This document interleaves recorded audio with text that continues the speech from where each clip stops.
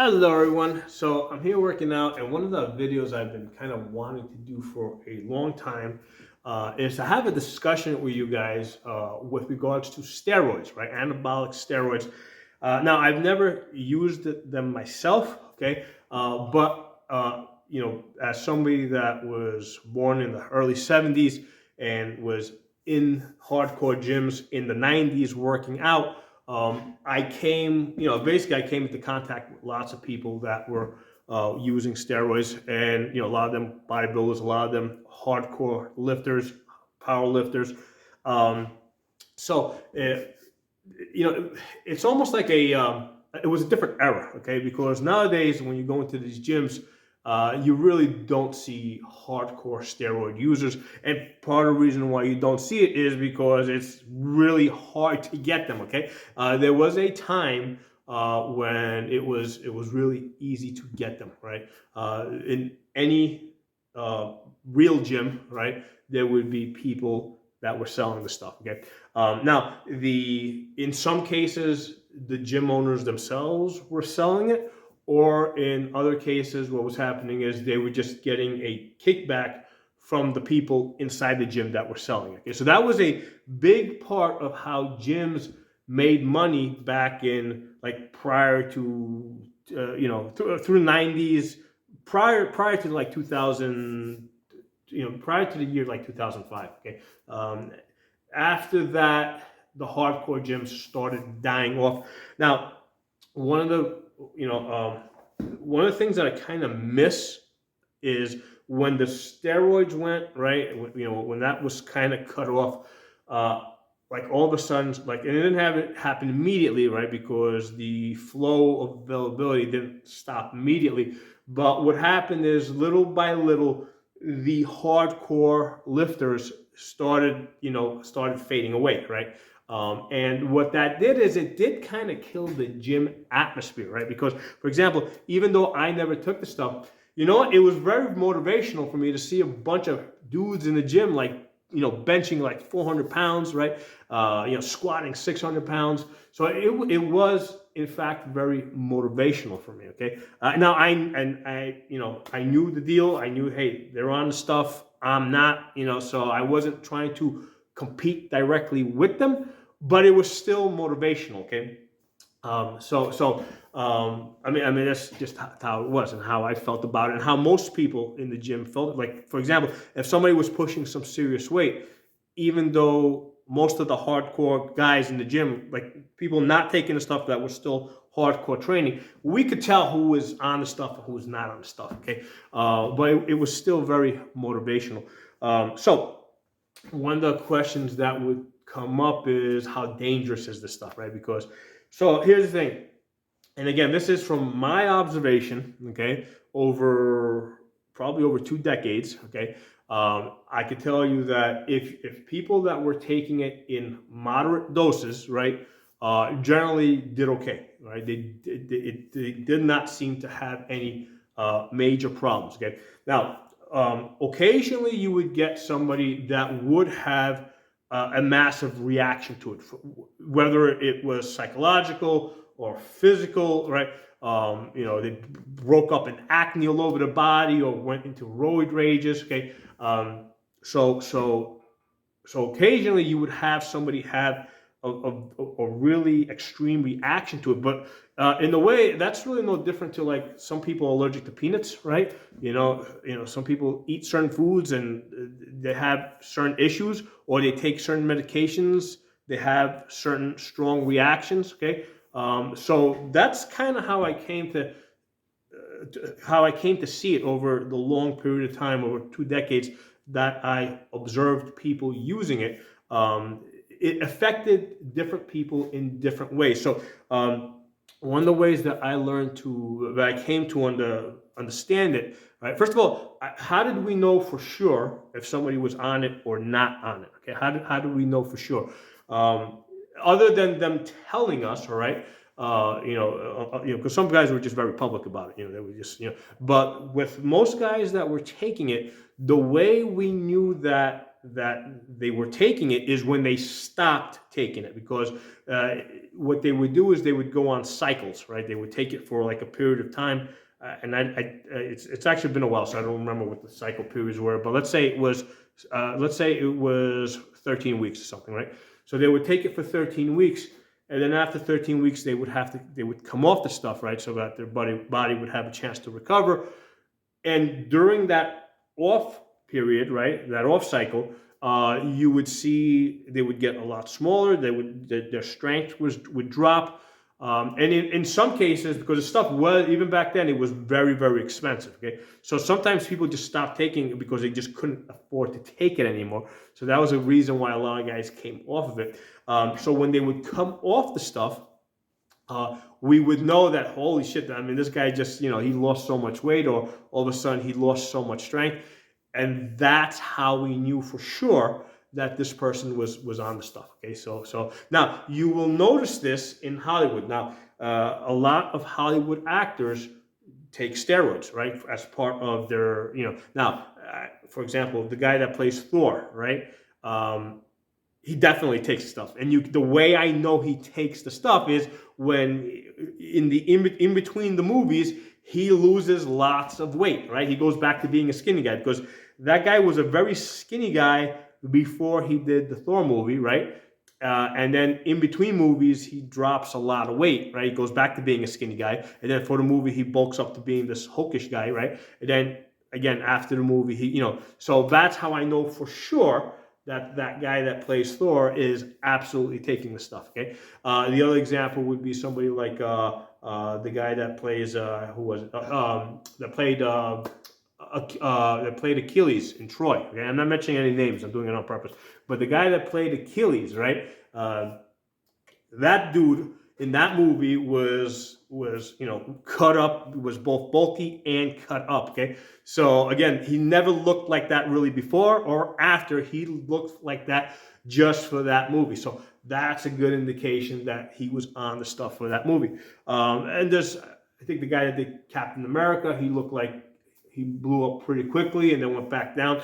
So in the 2 decades that I have observed this, and again, we're talking like from like the 90s into like mid to late 2000, and that's where it stopped, because after that it just became so hard to get it.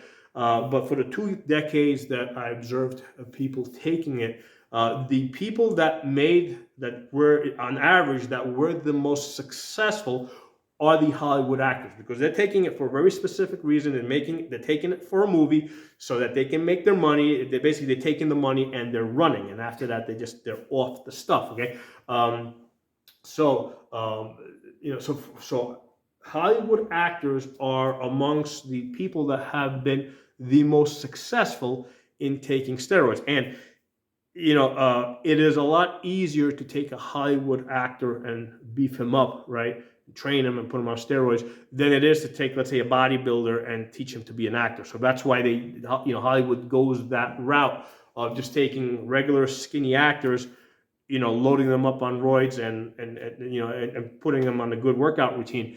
And that's how you get actors like you do in Troy, okay? And the other one that I said, Thor, the guy that played Thor.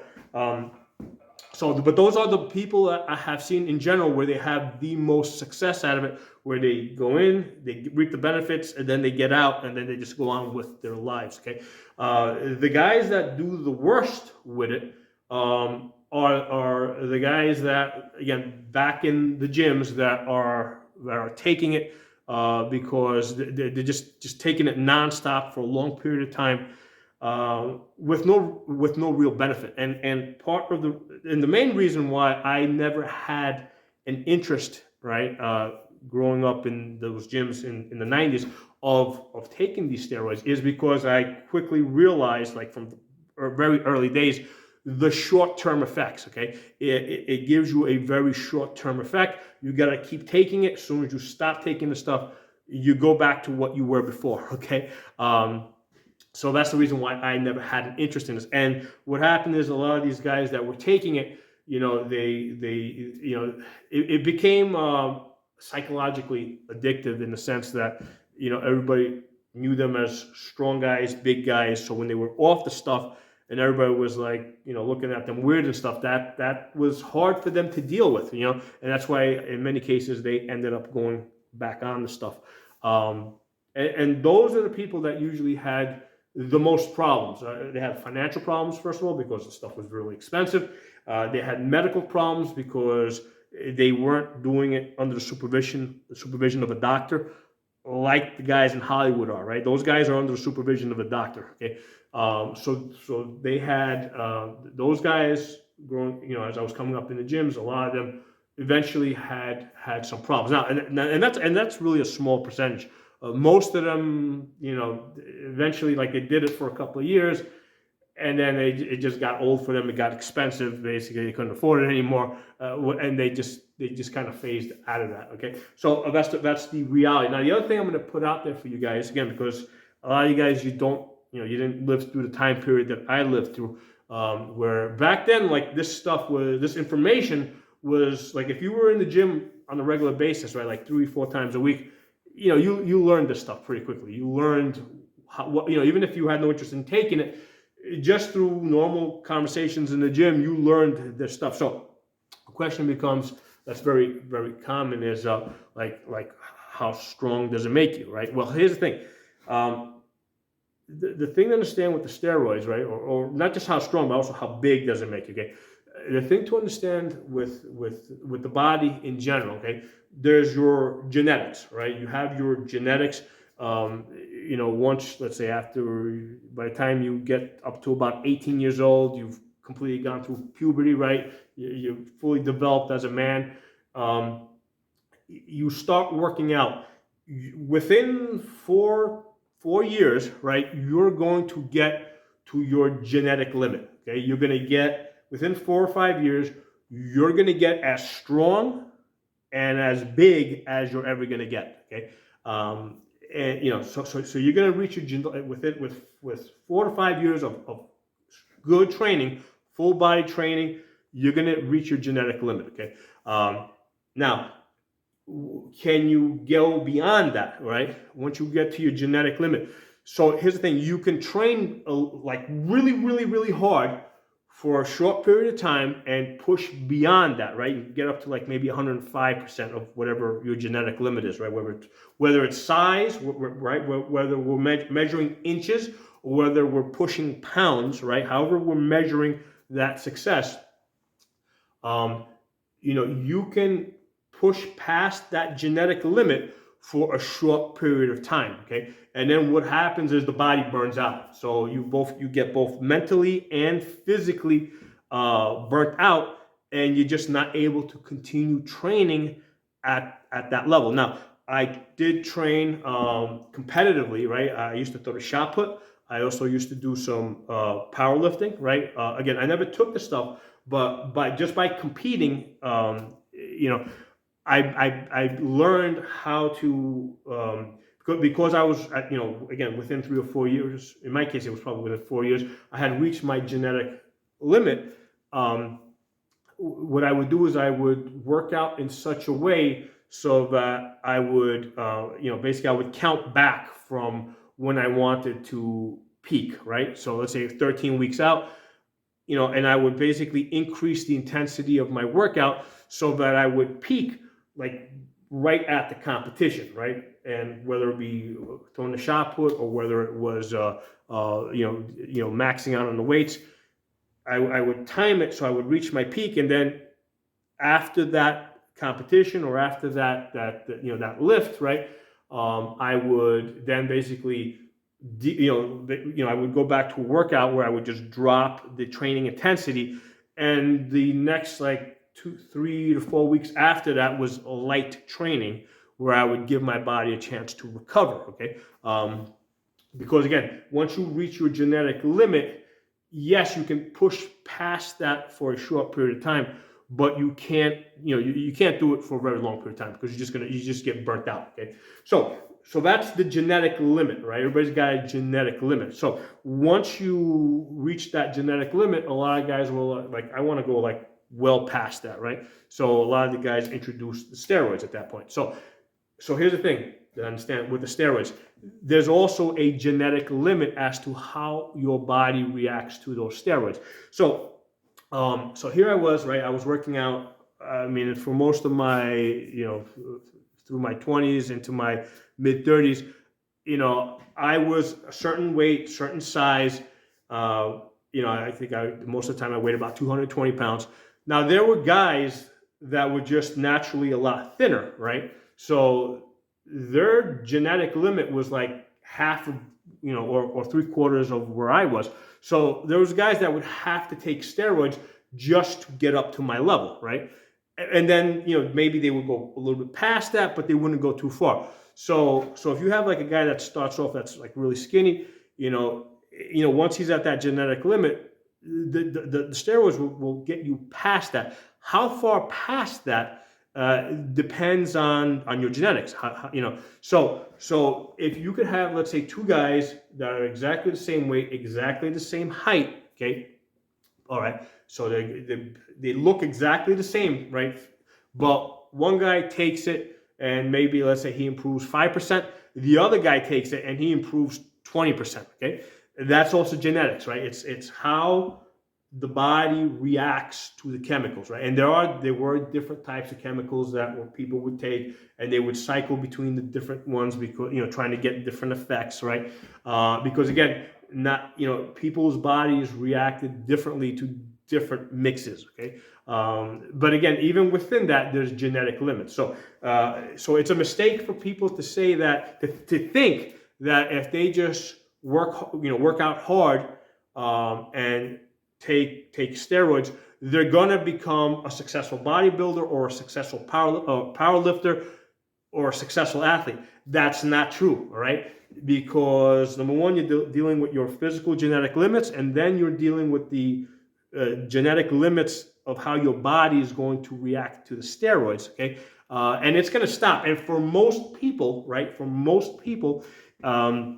it doesn't matter how hard they work out, and it doesn't matter how much they could probably take enough steroids they could probably take steroids to the point that's actually killing them, and they will still not be able to rise to a competitive level, let's say at a national level, right? They're just because the genetics just aren't there. And I mean, this is something that everybody knows. Like, it doesn't matter how hard you train, most people are not capable of becoming a professional baseball player or a professional basketball player or a professional football player because you don't have the genetics, right? I mean, it's, so there's only a tiny percentage of people have the genetics to get to those high levels, okay? So that also includes within, let's say, the world of bodybuilding, right?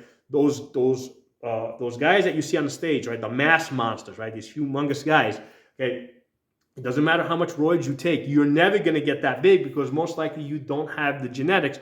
Your body's not going to react to the chemicals the same way their body reacts to the chemicals. And it's a tiny percentage of people whose body reacts the way that you see, that you see those guys on stage. Okay, so that's something. So another element of the genetics here is how much can your body tolerate, right? Because you can have two people, right, that are okay. Let's say they have similar body. They're both taking the same steroids, and they both get the same results, right? They both, let's say, improve by 20%. Okay, just a random number, 20%, right? Regardless whether we're measuring inches or count or pounds, right? They improve by 20%. However, you can have one guy whose body is not tolerating the chemicals very well, whereas the other guy's body is tolerating the chemicals very well, okay? So even though they look the same, again, it's just a matter of how your body reacts to those chemicals. So this is stuff that people aren't aware of.